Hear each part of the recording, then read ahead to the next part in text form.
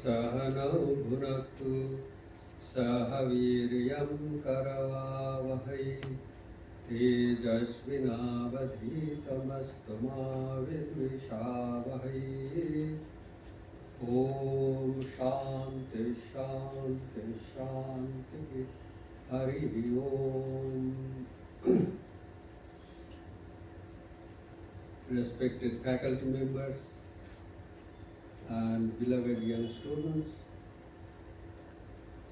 I deem it a privilege and also a great opportunity to be here among you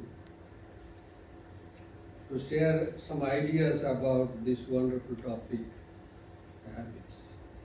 There is a big book, a seminal work as such, The Power of Habits by Charles Dewey. So he discusses this point maybe for the first time. So, and later on some other works have come by others. So let me clarify two things here which you have printed. Minister in charge. Minister is not a political minister. Generally speaking, in the Christian tradition, minister means the person who administers the oaths or the vows, etc., spiritual oaths. And there is one word, you might be wondering what is the meaning of that word. Gesellschaft in German means society. So it is a Vedanta society. We do not call Ramakrishna Center or anything because there has become confusion between this Krishna, that Krishna, Ramakrishna, so many problems. And some people like this, some people don't like the other one, so we made it simple Vedanta. So, and it is not talking about any monotheistic God, just it is talking about the philosophy of life.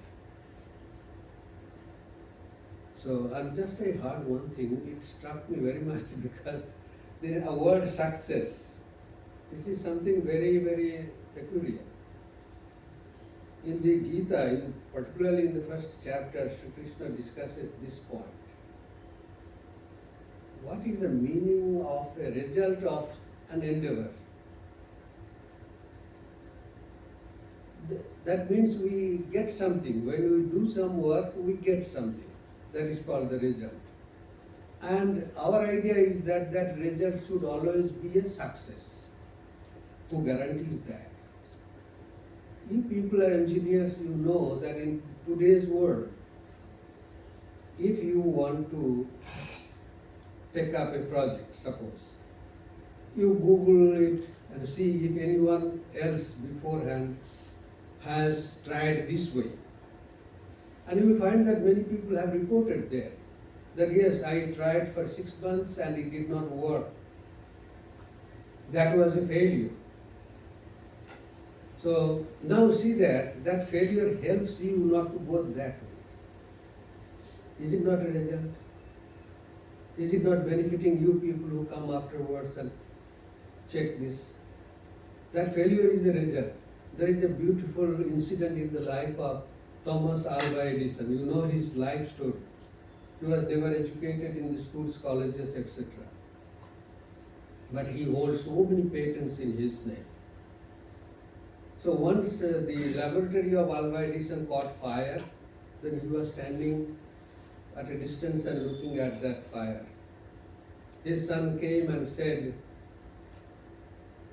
Dad, what can we do? Then he said, call your mom, call her to come quickly, because she will not see such a spectacular fire in her life afterwards. He said, what are you saying? Everything of ours is getting burned. And you are saying it is a spectacle to look at? Then he said, yes. They said, Dad, all our things are getting burned here. He said, yes. With it are being burnt all my mistakes. I will start anew without those mistakes. What a success. And what a person to say these things a self-made man. So see that, Sri Krishna also says we highlight too much about success, but a failure could be also a teaching for us, an education for us. We will refine our process, and even through the same procedure we can just achieve success. And nobody guarantees that the way we are trying to achieve something, those ways or those procedures should be correct. There are natural laws. In Sanskrit, this is called Prakriti. So many things are not in our control. So therefore, why should we expect a success as the result of all our endeavors? Whatever happens, that is why Sri Krishna says that leave everything on God, on your fate, on anything, but be attentive to what you are doing, not what you are going to achieve. And that is a point in the West I have seen. I had a talk with one of the professors when we were sharing the same platform for a seminar. Professor of Leiden University in Netherlands. So he was doing some field work in India on sociology. Then he shared some ideas about Indian upbringing of children. So he was saying that in the West, we are so much driven by this idea of success that we break down under a huge pressure of failure. We thought that it would be a success, but when it does not happen, we just break down. And when we have looked at the Indian children, we see that they somehow survive and just move on. Why? That was another topic in this psychological, this experimentation in India. So there are so many things to talk about. I will be digesting myself that idea or that inclination to go on with that further. Now you see, as you have already heard, that there are different kinds of habits. One person told that we do not live so many days on the earth. We live only one day and repeat the same day again and again, so many times. That is actually true. Look at our daily habits, and they are the same every day. So these are called nitya karmas in our scriptures. The daily things you must do. You must eat, you must read, you must get up, you must walk. All these things are there. Daily things are special. And then there are some occasional things. Okay, at the end of the week, we take our tent, go out somewhere, pitch the tent near the forest or near the river, and enjoy life. I have seen in the West, they do like that. Whole week they work so much, and then at the end of the week they feel tired, so they have to do all this pitching, packing and things, and then they go. So you develop so wonderful houses with air conditioning, etc., etc. Other species in the animal kingdom cannot do that, but we have developed these things. And now we feel tired living inside the protected homes. So we go out into the forest near the river to enjoy life. And getting more tired, we come back at home. And at the end of Sunday, then again from Monday, things start. So these weekends, they are done weekly. So if you look at the calendar, things come back same time every year. The holidays, the occasions, they keep on repeating. Are they not habits? So these are also habits. So one person, you know, that person with this small book, he is Eric Fromm. He has written a small book, The Art of Loving. And there he mentions the idea that he calls us, the human beings are 9 to 5ers, because their life is just limited within these few hours from 9 to 5. So that means 8 hours human beings. Look at ourselves, what we have reduced ourselves to. He is saying, so when our love and other such good emotions like altruism, sacrificing our selfish interest for the good of others, we take up those things, then where do we actually stand? So, I don't have much time, it is a big subject. And I did a very good research on this for a long time, and I can assure you that I can talk on this topic for 5 hours. But I will cut short those ideas. Actually speaking, our habits are dependent on our idea of self-worth. How much we value ourselves. We ourselves, how much we can value ourselves. How much we ourselves can respect ourselves. Actually speaking, as Swami Vivekananda has said, that there are two types of habits, public habits and private habits. What you do privately, outside the public eyes, that proves how much we respect ourselves. That proves how much we value ourselves. Self-worth comes from that. So that is why the Upanishads talk about, you must have heard this, Vangme manasi pratishthitam manome vachi pratishtita.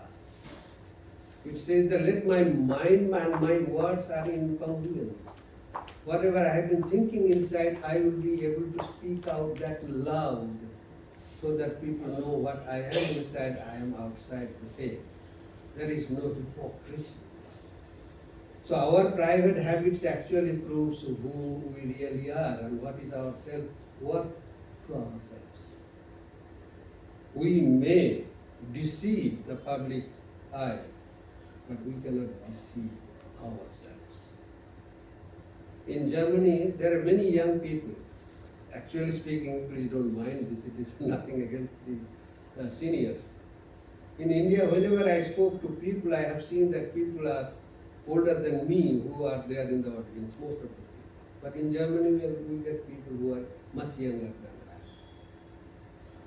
So I tell these people, don't get so much sometimes carried away by these ideas of Vedanta and nice ideas of self. But you come and live with us for 7 days and see us from inside and outside. Then you know what we are and what we profess outside in public. Then you will trust us. Do not be carried away by these wonderful and very nice ideas. So, self-worth is a very, very big thing, and I believe you listen to Swami Sarvapriyananda's lectures. So he highlights this point of I am Brahman, that is the self-worth, but that is something you understand intellectually.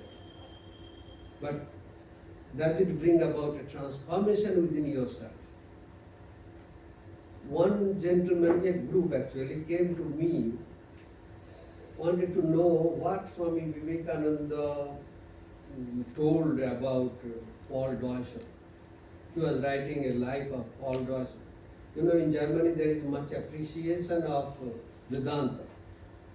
I said what I gave the quotations what Swami Vivekananda said about Paul Deussen.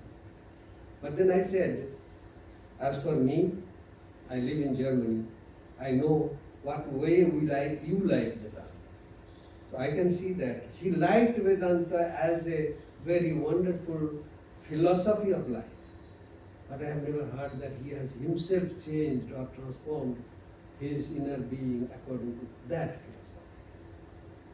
This is the problem. There may be very high-sounding philosophies about life, but if you do not put them into practice, then they remain in our brains. And Swami Vivekananda has said that thousands of such ideas running riots inside your brain. Running riot, confusion, creating more and more confusion. So therefore, this our self-worth, valuing ourselves.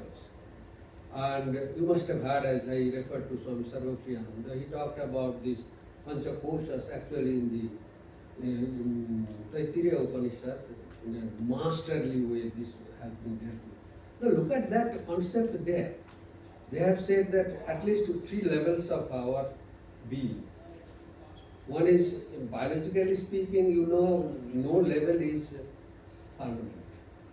We know that every 12 years, almost all our cells are new. The same baby is no more there in me. But I am the same person. Is it a big problem? A confusion, a hypocrisy or not? Maybe. Because I am not the same, biologically I am not the same baby. Look at this concept. So, what to say about these Upanishads who understood this problem at means about 8,000 years ago? So, the Upanishad says that if you value yourself as one of the material objects, means that is the Sthula Sharira, Sukma Sharira and Karana Sharira. The physical body or gross body, and then the subtle body and the causal body. So if we value the material things at the physical level, then we value ourselves as part of that. We are part of the creation. We are part of that. So then I equate myself with an apple. Here maybe with the mango. Am I a mango?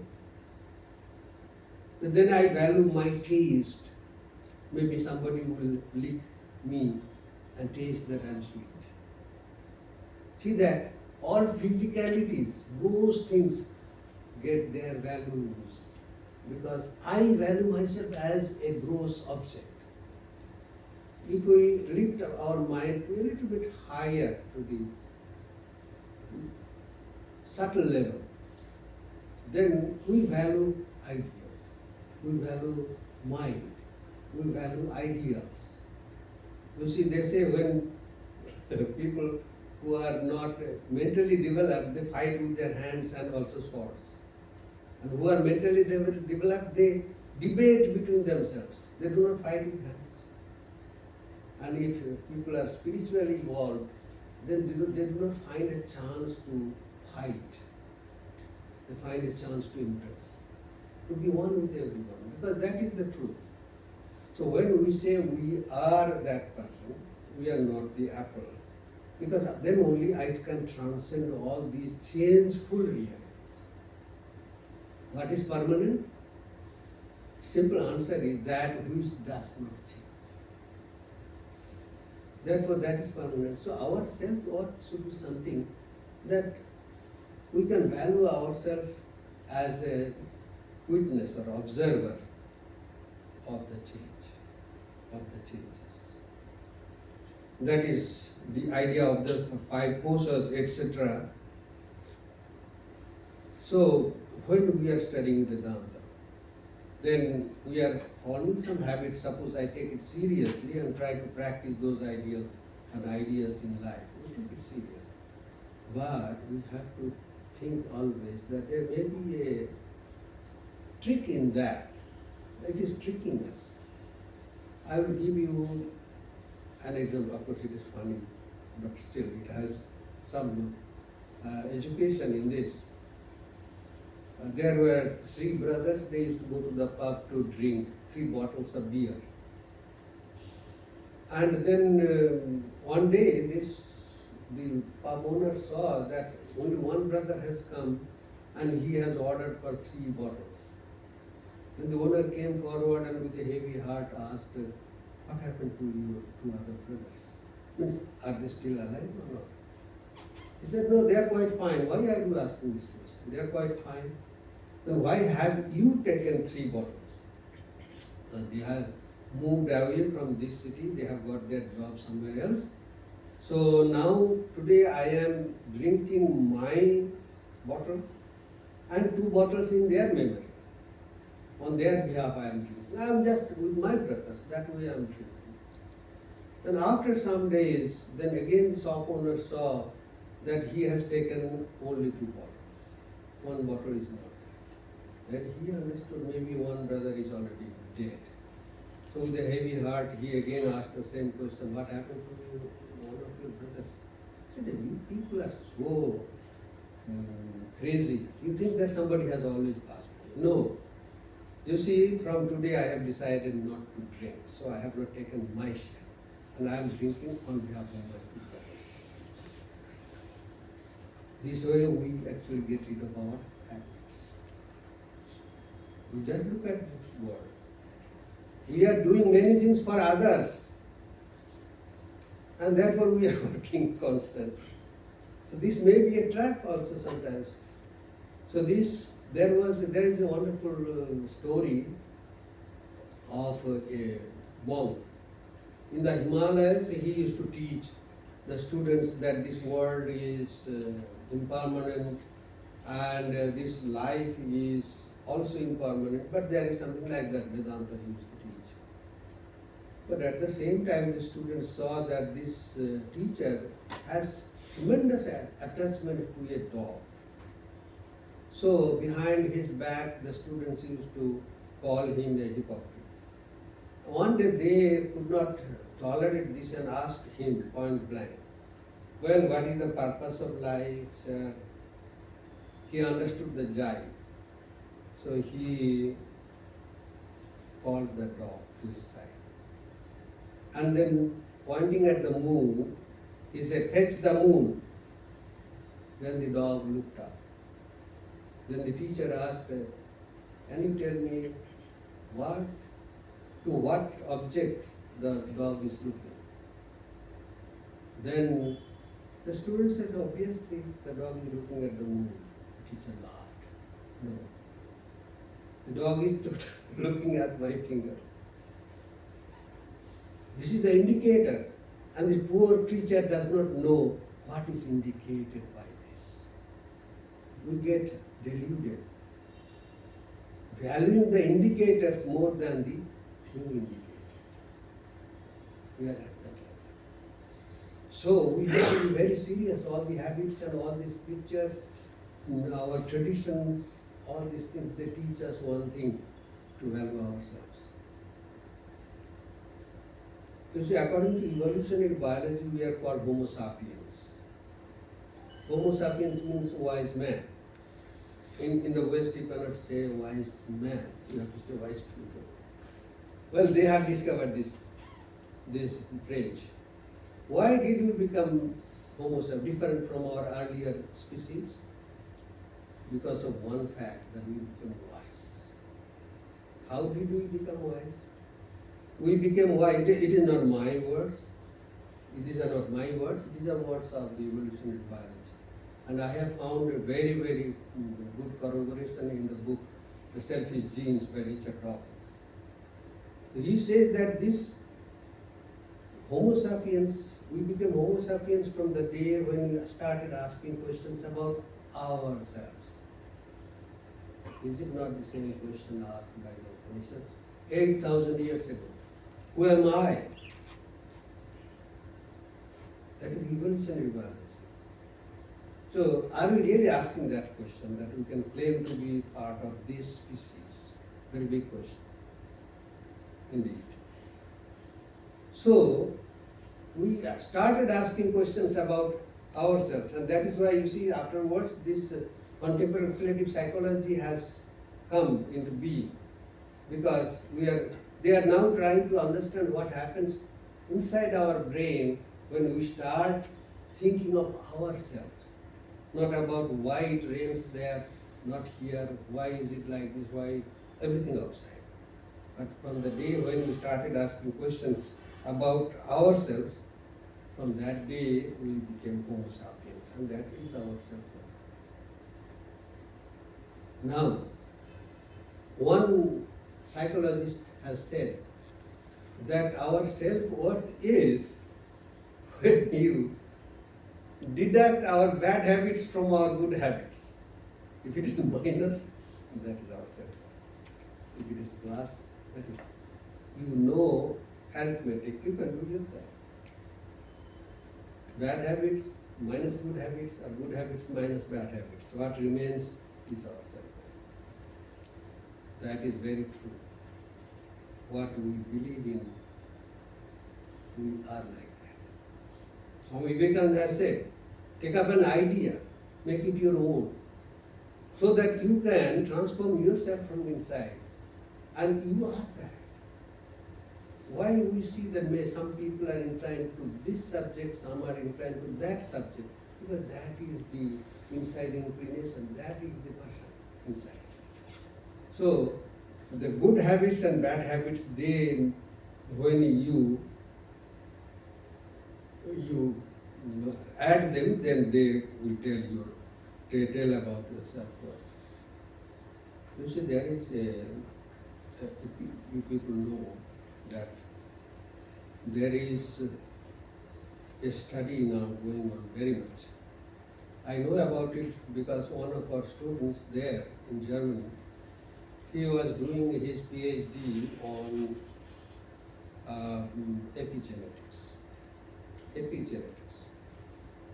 So Swami Vivekananda, maybe at least 5 years before Charles Eddington, who was the first to acknowledge this fact, Swami Vivekananda wrote in his Raja Yoga commentary, it may be 1.34, the 34 aphorism in the Yoga Sutras.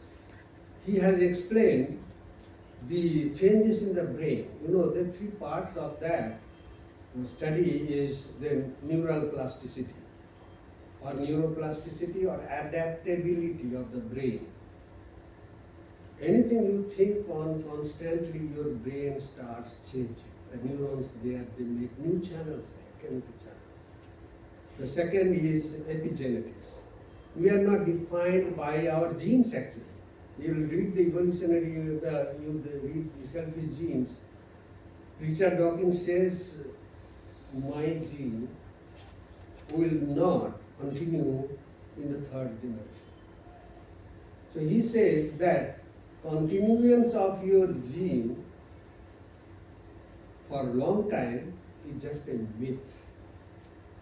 In our country, this is also one idea, that if you do not marry Vamsharaksha, so who will continue, who will keep up with this species, special species? But it does not happen. Yes, we survive. Survival is the question by replication. But then we contribute to the gene pool, not to the individual gene line. This is a big question there. So epigenetics means what I am, because my father was like that. So Einstein's children will be Einsteins, better Einsteins maybe. Or maybe my father was a smoker, so I have to be a smoker because it is the genetic transference.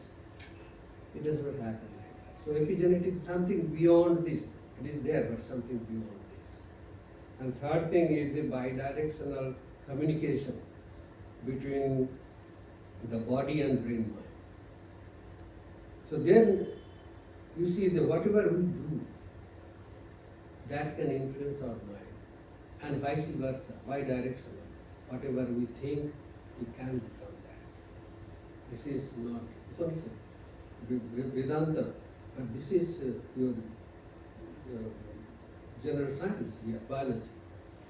So therefore, from every side you will see that there is a support for the things which have been discovered in the Upanishad. I am not going much into those because I don't have much time, and also it may not be very acceptable for modern minds if we always talk about Upanishad. But when you are really matured enough to understand who you are, then you will see that they have already discovered who we are really during the Upanishadic time. So I don't have much time, so let me go directly into the ways to change our habits, to make new habits. Actually speaking, there are some, we think that always we have bad habits, we have to change. No, sometimes we are stuck with good habits. There is a saying that good is the worst enemy of the better. We don't want to improve a little bit. I'm quite fine with this in the comfort zone. The professor was referring to, in the comfort zone we are very fine there.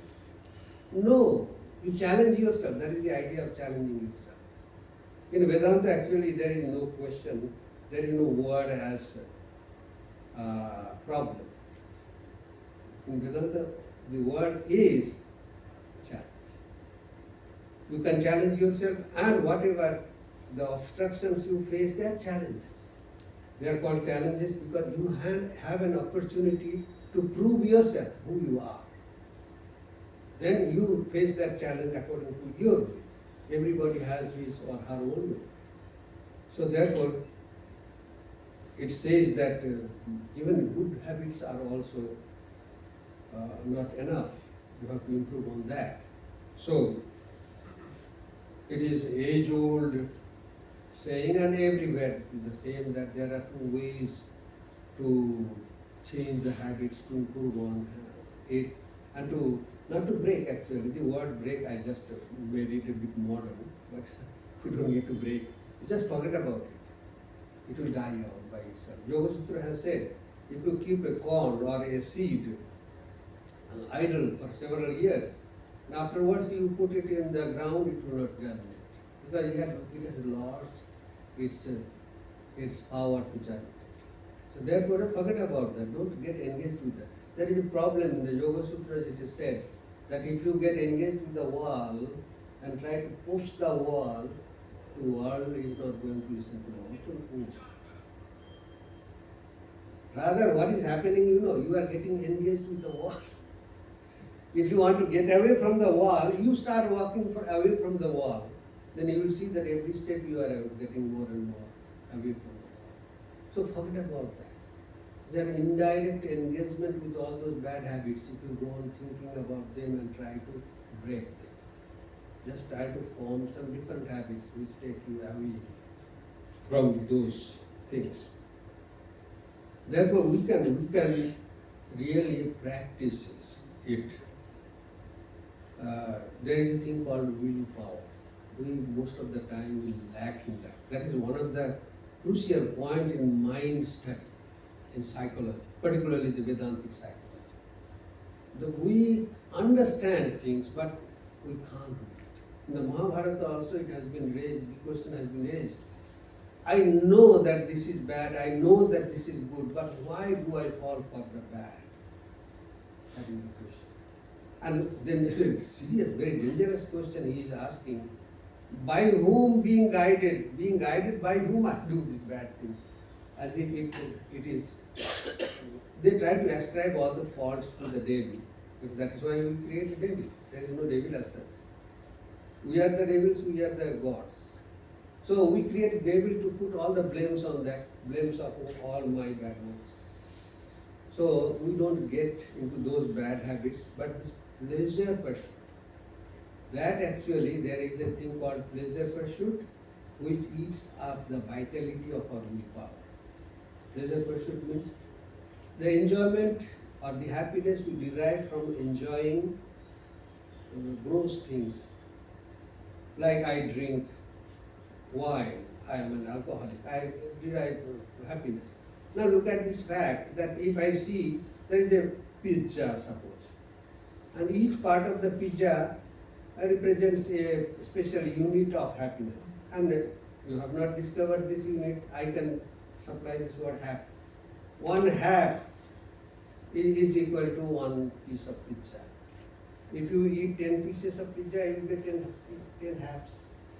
If you eat 100 pieces of pizza, you will get 100 halves. Is it like that? You will be in the hospital. It should be like that. Because happiness is not there in the pizza, it is in your mind. And eating more pizza will not make you happy. It will make you unhappy. So that is why there are three grades of our enjoyment or happiness. If we derive happiness using physical things, that is called pleasure pursuit, pleasure. The happiness we derive using our mind, that is called joy. The happiness we derive using our spiritual being or the self or who we are, that is called bliss. Bliss is something which is different from suffering. In the Western countries, you will see that they have created multi-billion-dollar industries on this suffering. Even if you don't want to be unhappy or you don't want to suffer, but you create an industry that will keep you always in suffering. In Germany particularly, they call their health insurance Krankenkasse, means illness insurance. You pay for your illness. You ensure that you remain ill always. So all the medical industries, all these industries, they run on this idea of happiness. And rather in our philosophies, we put the happiness, suffering at its place. You can be happy in spite of suffering. That is the idea. Because you are not suffering. If suffering would be permanent, then it will be equal to God or equal to the reality. But we try to remove suffering because we know it is removable. We know that is not me. If I know that I am suffering, then I will not remove myself. I cannot. So therefore, the pleasure pursuit is not ourself. The bliss is our nature. We can be happy in spite of our suffering. This is one of the greatest practical ideas which has been also supplied by one writer. The name of the book is Man in Search of Meaning. Man in Search of Meaning. He suffered in the most notorious concentration camps in Auschwitz and then in Dachau. He lived 2 years. And he came out with this idea that if a part of your life is meaningless because of your suffering, then your life is very less meaning. And in the concentration camp, your life doesn't have meaning. That is why many of his friends, they preferred a cigarette instead of a bowl of soup. It's a wonderful book. So he discovered this idea of logopedy. Anyway, so this pleasure pursuit, that is not the goal. That is okay, fine. You go and drink a cup of tea or coffee, go to Pizza Hut and all this, fine. You have got all these things here already. So, in India itself. So you can go and enjoy that one. But don't be there. Don't think that that is the end and be all and end all of life. This how the habits can be formed for the good of others and for our own good. That is a very, there is a story with so much telling effect, the details are given. There was one Howard Schultz, who is the actually director of the Starbucks. He discovered a very innovative method of training his employees. And once he said that we are not in coffee business, we are in human business.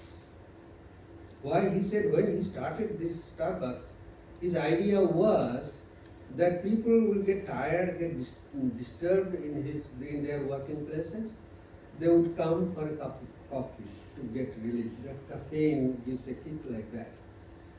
And then they will be not in good mood. So when they ask for a cup of coffee, they would not be in a good mood. They may misbehave. But he has to prepare his employees to always be nice to them, even if they talk loudly and use bad words. How will they train? The new employees will be there, and then the trainers, 3-4 trainers will be sitting there using all abusive words and bad ideas, bad talks about them. They have to digest it for at least 3 weeks, and then they will be given the job. So when you are there already, you are trained in absorbing all these things. People come and shout at you, you don't react. Okay, fine, I know that you are disturbed. No, how can I serve you? How can I help you? That way they help. So he said, I am not in coffee business, I am in human business. I am here to serve coffee to humans. So to serve, by the way, I serve coffee also. So this is the way to look at the habits, how you can change things. It is put in the business ideal, but it can be used in helping others also. And they say that to change habits, not only the regular practices, but you have to have a kind of inspiration. They have studied, one particular example struck me. I read somewhere, maybe in that book, The Power of Habits. He says one gentleman had a tremendous physical discomforts. He was in the hospital and he was not able to walk even 2 feet or 2 meters. But then he has to walk. When the knee operations happen in these countries also, you will see that people are forced to walk, otherwise everything will get jammed. So they have to walk. So he has to walk. But where is the inspiration to walk? You will be all right if you walk. You will be normal if you walk. That generally does not work. So there must be an inspiration. So they made a target that his wife used to work in a company and her bus used to pass by that hospital. Then they set it for him that the wife will come down there at the bus stop and he has to go to meet his wife to the bus stop, maybe 200 meters. And he prepared himself and went there every day. Now it was possible. But what he did, he prepared for some when the pain will be very unbearable, what he will do. So he used to take some painkillers in his pocket. And most of the time he has seen that he never took them. See that inspiration. So there should be an inspiration, a goal, and self-effort is of course necessary. But self-effort is not something which is very arrogant, sometimes I will do it myself. There is a nice story. A small child was trying to turn a big stone. His father was observing from a distance. And after some time he got tired, he was perspiring and was sweating all over. Then the child stood up there, then the father asked, "Are you sure that you have applied all available energy to turn that stone?" He said, "How can you suspect my sincerity?" He said, "I am perspiring." He said, "No, you have to ask for my help. Everyone cannot become a Alva edition. You have to have your guides. You have to have your teachers to guide you in your field. That is normal everywhere. So then your self-effort works, but the available help you have to take. So in this respect also, available help should be taken. And I have seen in Germany that I had to understand the need of those people so that we can make ourselves relevant to those people in that country. The Ramakrishna Order does many charitable services in this country, but there you don't need to do, and if you want to do, you should have proper license issued by accredited institutions and certified by the German government that you can serve people this way, that way. Otherwise you cannot do, you will be arrested. So therefore, what we can do for those people to make us relevant. I have seen many of our big institutions here in this country, they do not have any branch there because challenges are different there. And that is not India. That is Germany. And we go there to seeking jobs, etc. because that is Germany, not India. And if we want to be Indians there in Germany, it is a complete misfit, I tell you. Complete misfit.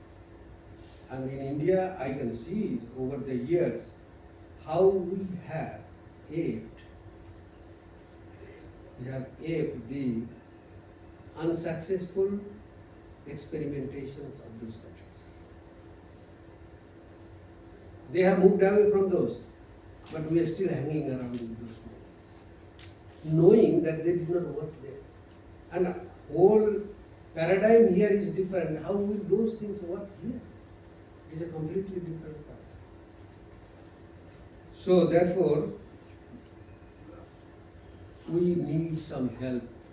And I have seen in Germany that satsang, meeting of people together, is a big help for them because they generally live alone. One person living in one house or two houses, 2 cars, 3 dogs, 5 cats, all these things. But they are not living with another human being. So they actually need human company. So you see that there are houses, single person living there, but their houses is filled with all internet connections and things. So we have satsang and people come there, we call retreats. They live with us for 3-4 days, living with good people, and then they find that what is their self-worth. They start valuing themselves, loving themselves. So that is one thing. If you like these efforts like here, study circle, etc., that is very useful. If you grow in life, you get enough maturity, then you look back that these are all great foundational things you should learn to become proper some Homo sapiens. And yes, guide is necessary. I read one wonderful story about a judo teacher, a judo student. There was a judo student who aspired to become #1 in that country. Maybe it was in South Korea. And then he was practicing, and every time he was very successful. So he was aspiring to become the first there, #1 there. So one day he met with an accident, and then he lost his left hand. So now all the dreams are shattered to the ground. He became very morose, and after some days when he came out of the hospital, he came and met his teacher and said, "Do you have anything for me? But still I can aspire for that position." He said, "No, I can't. I don't know what to do." But he was very much eager to do that. Then this teacher said, "I had my old teacher. He is still alive. You can go and talk to him." Then he went to that teacher. Then the teacher looked at him and said, "Okay, if from within you want to change, let me see if I can help you." And then he started teaching him all the poses and all the tricks of that judo.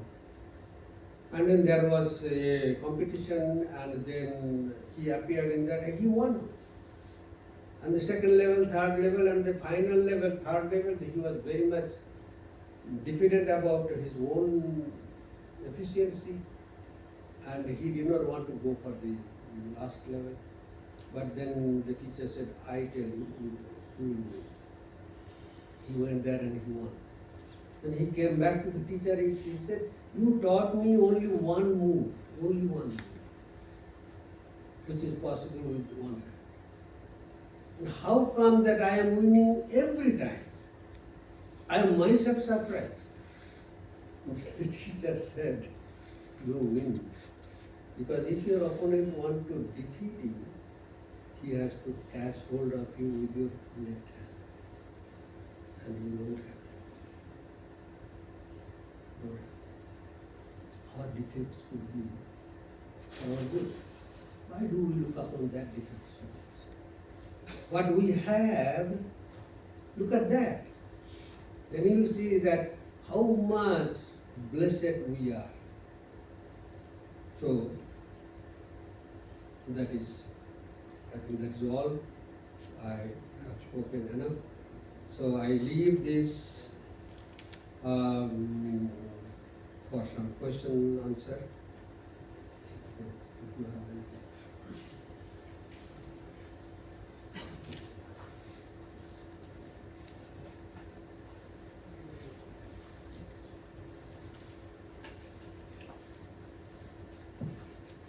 If you have, okay, you can directly ask this.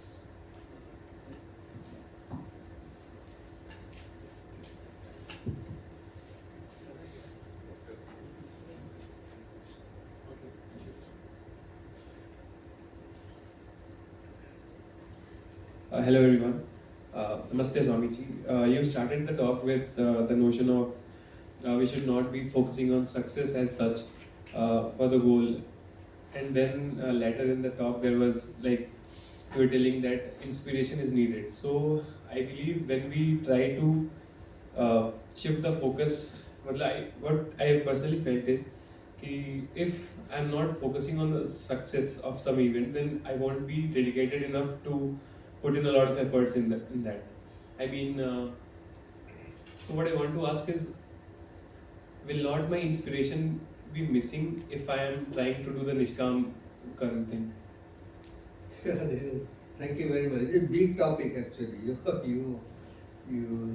a very serious point. But thank you very much for the question. Thing is that yes, both are necessary, but what happens, we highlight success too much. That creates problem. That is why psychology has moved on. In between there was a psychology which was influenced by the positive thinking. You must have heard this. Now sometimes negative thinking also saves us. Saves us from very dangerous things. When we were taught how to draft a legal contract, the lawyers, they said that always think that this contract is going to fail at the end. Then you take preventive measures within that contract. That at the end it may not fail, but if it fails anytime, it saves you. So that is why that positive psychology, positive thinking was afterwards criticized by others. So that has been moved into this body of this positive psychology, where positive and negative both thinking are given proper importance. And Nishkama Karma, that is actually the idea of altruism. I will try to make it very short. I was once flying from Berlin to London, and in the flight I read one magazine. One Indian professor, I believe he is Indian, maybe he is teaching in USA, be a management professor. He wrote an article there, I was reading through that, and he said that true altruism is not possible. This is completely misleading. We are called human species, different from others in that animal kingdom. Why? Again, to this, I refer to this Selfish Genes books. He has dealt with human beings at the end of the book, in the last chapter. He says we are human beings because of three special traits. Number one is that we can learn a language. That is why when you see the children not gone to any school, but they can read the theorems of physics, etc. How they learn, this is called alpha, beta, lambda, etc. That means that there was a previous life. How come a child is singing Beethoven's? All these things prove that there was a previous life. So that is our specialty, that we can learn a language, we can transfer a culture. Culture means a tradition, human tradition. And third thing, which is most important, which makes us really special, on which a lot of researches have happened in this field of evolutionary biology, that true altruism, that I can sacrifice my own life for the benefit of somebody else, that only humans can do. Here they deviated from the Darwinian idea that it is not possible. Yes, it is possible, but not in the animal kingdom. He said no. In animal kingdom, animals also sacrifice their lives. No, that was not true. You read that book, you will see that the story, the example of the springboks who jump and then they are targeted by the leopards, etc. So he said only humans can sacrifice themselves. Now we as species, if we want to propagate our species, we don't create dinosaurs, physical entities. Then they become obsolete. We have to survive physically, mentally and spiritually. And there should be examples in front of us that yes, Nishkama Karma is possible. Possible because we have examples, people do sacrifice everything. In Germany, they cannot understand how a monk can survive without payments, without emoluments or the payments, doing job. They were very much scared that I was brought there as a cheap laborer. He said, you will be heading a society and you are being paid so less. If you are not employed there, you cannot enter there in that country. You have to be employed, otherwise government has to provide for you. That they won't do. They cannot do for their own people. So therefore, the funny part of it that I collect money to raise this institution, and he is telling me these people have brought you as a cheap laborer, exploiting you. I said, I collect money for that and I have to pay myself. He said, Swami, you need money to survive. Is he Brahman again? I said, I have lived in India for 50 years without bank account, without money, and I do not miss money. And you will teach me how to survive without money? He said, in Germany, this is the law. Whether you accept it or not, this is the law. So we had to make an arrangement. Then in paper, I was paid 1600 every month and I donated 1600 exactly. And government got their share of taxes from me. I'm a good taxpayer citizen. So see that the example should be there that you can survive without thinking of yourself. Otherwise, it is just the indicators, just in thoughts. So they were simply surprised that people come here to earn money and this person has come here to give us. That is something. They come to take from us and this person has come to give us. That makes a big difference in their attitude. So instead of extending my visa for 1 year, he extended for 2 years, next 5 years, then I can become a citizen. So I have been there for 22 years without sacrificing my Indian passport. Okay, let us see what happens. But it is like that. Okay, Niskama Karma is possible because otherwise you become time service. Is it fine for you? Or to more questions with that? There could be many questions. One young fellow came, a German, he was asking me, it is our duty to propagate our species. Why do you people do not marry? Why you people don't marry? So these are all some questions we face. Swamiji, you just mentioned about the habits, inner habit and outer habits. What is outer habit is the reflection of the inner habit? That is the idea. Actually, there was a nice question to, I'm just, my mind is blocking the name now. There is a management guru, Peter Drucker. They asked that what is the process that you can do successful work. He said, this is an inside-out congruence. What we express outside, that is a reflection of our inside actually. Inside-out congruence, not outside in. So, our actually in psychology they say that our actions do not represent us. We have been trained how to say hi, hello, smile at the camera, at people. We have learned that. But when people criticize us, then what way we behave, that brings out the reactions. Reactions prove us, not actions. So inside out congruence. That's true. Hello Swamiji. So I am trying to build a company that's based on wellness. So habits is something that we focus really on.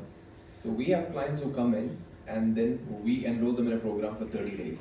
And one of the things that we really focus on are the habits that they try to build in their lives. So what we've seen in our clients is that we are able to get them on really good habits and make them kind of in the pseudo happy state for those 30 days. And when we do these reflections after maybe a month after the program, we see that some of those habits are stuck on and many of those habits have faded away. So when we try to build habits, whether it's in our own lives or try to impart that into somebody else's, it seems to me that when they're in this environment, controlled environment, they're able to do it for these 30 days. But then post these 30 days, maybe a month or 2 months later, these habits have kind of faded away from their life. So what is so fundamental about us that we kind of go into this default state where we don't need these habits and we want to live this life that's a bit more chaotic compared to something that we would feel is a bit more controlled? Like, what is so fundamental about us human beings that we can't stick to this good state over this state which is kind of unorganized. Yeah, they say it is a learnable skill and you have to repeat it again and again. But look at this event, that if there is a dog and which comes and bites me, can I bend down and bite that dog in return? Newton's third law says, for each action there is an opposite and equal reaction. Did we react that way? What holds us back? That dignity. That is what we are. So in short, it can be said like that. But what you have asked, that is a professional question. We have to deal it professionally. We have to see that how much output we get out of our efforts. The more and more output we get, the more and more success we get.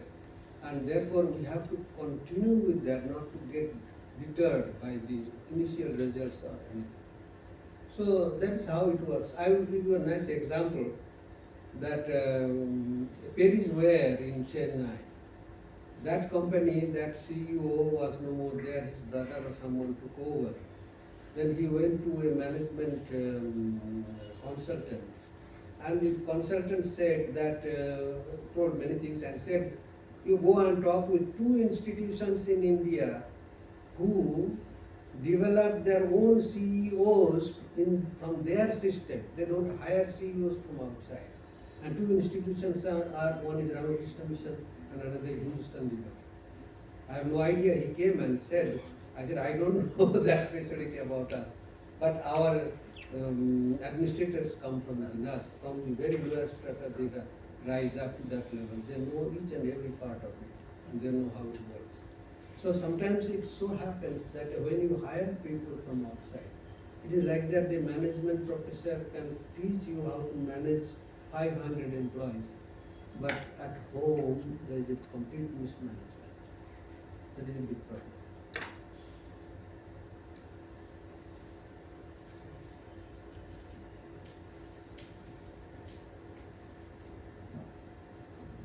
Thank you, Swamiji, for the very wonderful, insightful talk. So my question is about the self-respect and self-love you have mentioned. So how do you distinguish this from ego glorification? Wouldn't it lead to ego glorification at some point of time? Yeah. Actually, if it is really a self-love, the nature of the self is like that. I will tell you the story. Sri Ramakrishna asked that topmost brain in those days, Swami Vivekananda. Suppose there is a bowl of nectar and you have become a fly. And how will you drink of it? Then he said, I will sit on the brim. From there with stretched neck, see how clever he is. Stretched neck, I will drink of it. Sri Ramakrishna laughed and laughed heartily. And he said, I told it is a bowl of nectar. If you fall in that, you do not die, you become immortal. You have no fear there, only there you have no fear. So this, if we really understand what self is, the more we think of that self, the less egoistic we become. That is the direct effect. That is how the Yoga Sutra challenges us to prove any of the aphorisms to be wrong. One teacher of yoga, very famous, Hariharananda Aranya, his student Dharmamegha Harane has written the most authentic book on yoga. So once he asked the teacher, sir, why don't you write a commentary on the Yoga Sutras? And Hariharananda said, did not answer several times, and finally he said, I don't dare to write a commentary on this because I have not tested one very dangerous aphorism in this. What is that aphorism? Ahimsa pratisthayam tat sannidho vairatyagaha. If someone is established in non-injury, then even the wild animal, ferocious animal, will shun their violence in his presence. This happened in the lives of many, many great saints. He said, I have never experienced, never dared to experience this. Then he said, okay, I will see. And after some days he said, let me go into the forest, the Barabar hills in the Bihar. And there, according to their account in the municipality, there were so many tigers, so many bears, so many leopards. So that time he went and he said, for some time I will go and live in a cave in the hills there. So he found a cave where he would live. At the end of the week, his students will come and give him some provisions and go away. So he would live there. And he protected his cave front with a torn cloth. So the tigers and others, they had easy access. So, and he had to go to a stream to take his morning shower, to bring water, etc. And they, several weeks, they came and supplied with provisions and went away. And one day he said, let us go back. And then he wrote the commentary. And they did not dare to ask him what happened. He was such a serious yogi that he did face one such animal, and that animal did not attack him. Then he said, it is true. So he went and wrote the commentary. So you see, that is how it is. The Yoga Sutra says each and every aphorism is really, really serious. They guarantee that these are like milestones. If they promised that you will experience this, you walk and go there, then you will experience, otherwise not. Swamiji, I have a question. Actually, while chasing success, the opportunities are limited. So, actually, what is happening rather than performing Nishkam Karma Yoga, what I am chasing is the outcomes, and I am not able to stay in the present, and it is not motivating me. So, how to break that pattern? And there is competitiveness, there is jealousy. So, how to break that pattern? You can work together, both. Both ideas can be worked together, because we cannot just simply jump onto it initially. So you can pursue your human pursuits here, and if you practice karma yoga together with that, you will see more meaning in what you are doing in that. And that is guaranteed. I can challenge you that I have been working there, not being helped by anyone. So I find my own way, and it is really challenging, but it's very helpful. So you find better ways, and it is, you see, building a house, a center, buying houses at different places to experiment on different things. I'll give you in a nutshell what I planned there. I was the first monk there, and I was given the duty to establish a center of Ramakrishna permanently there in Germany. So they like Sanskrit, all these things. So I went there and I had three things to check with. Number one, what to do for this. Then we can make ourselves relevant. Where to build the permanent center. And the question of sustainability to man, to manpower and finances. I had to take care of all those things, being alone, not being given a bulk amount to start with. Nothing, minus 90,000 euros loan when those people bought that house. I inherited that black holy loan. I started not from scratch, but from the depth of the black hole. And then I started. Now see, 20 years, so many months, so many days, so many go to nanoseconds, the whole site should be filled with that number. And each and every moment was a story of not only success, failures also. Those failures did not bother us.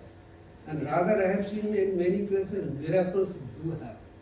We can really create miracles. So if we really do it seriously and together, so building a house, a center, etc., it is not that I am pursuing a spiritual goal, but the ultimate goal that moon is there. That in and through these, that will be achieved, but I have to work on the infrastructure. So it is a journey of so much of suffering, but the joy that you get at the end, the job success, that experience, that is much more than a suffering. What is the suffering? Everyone has to suffer to earn bread for themselves. What is this? So you see that they both can be done together, not just, they are not exclusive.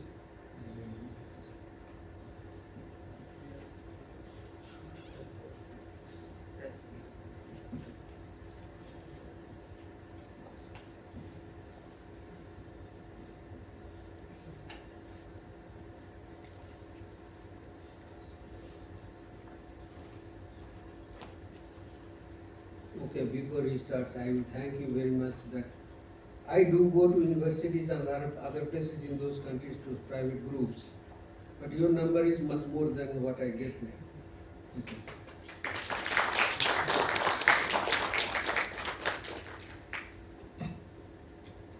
I would like to thank Maharaj for his wonderful and inspiring speech. Now I would like to request Niloy Mridha to give vote of thanks.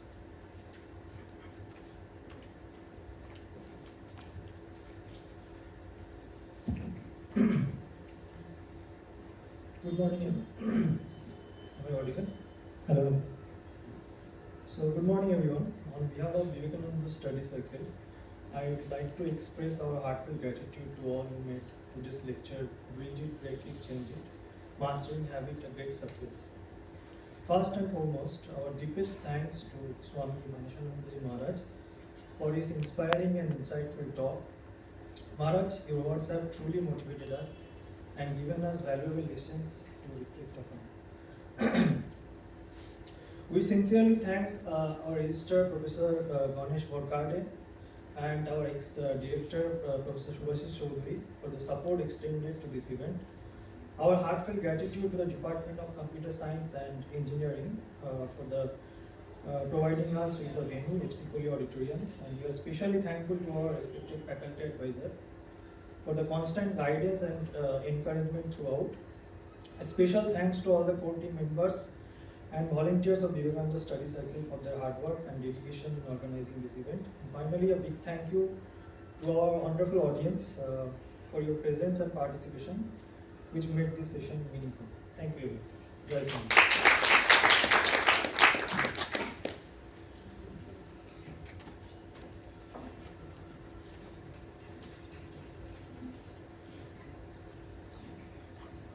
The audience can leave the auditorium from the back. Refreshments are available for everyone. Thank you.